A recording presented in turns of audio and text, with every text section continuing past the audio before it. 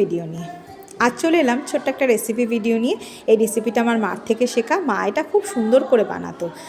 বাঁধাকপিকে ডুমো ডুমো করে কেটে নিয়ে সুতো দিয়ে বেঁধে নিয়েছি, তারপরে এগুলোকে সেদ্ধ করে নিয়েছি।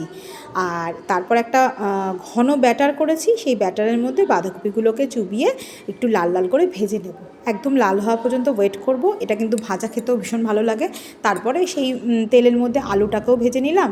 এবার নিরামিষ মশলা আদা, ধনে, জিরে গুঁড়ো, হলুদ গুঁড়ো, লঙ্কা গুঁড়ো দিয়ে একটা মশলা কষিয়ে নিলাম কড়াইতে, এবং সেই মশলার মধ্যে আলুগুলো দিয়েও কষিয়ে নিলাম। আলুগুলো যতক্ষণ না নরম হচ্ছে কষাতে থাকলাম, মশলার কাঁচা গন্ধটাও চলে গেল।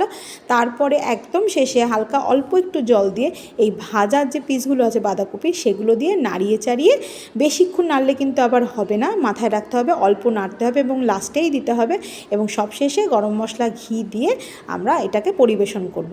অবশ্য খাওয়ার সময় কিন্তু ওই যে সুতো বেঁধেছিলাম ওটা কিন্তু খুলে খাবেন, ওটা পেটে গেলে প্রবলেম আছে। খুব সুন্দর খেতে, ভালো লাগলে জানাবেন।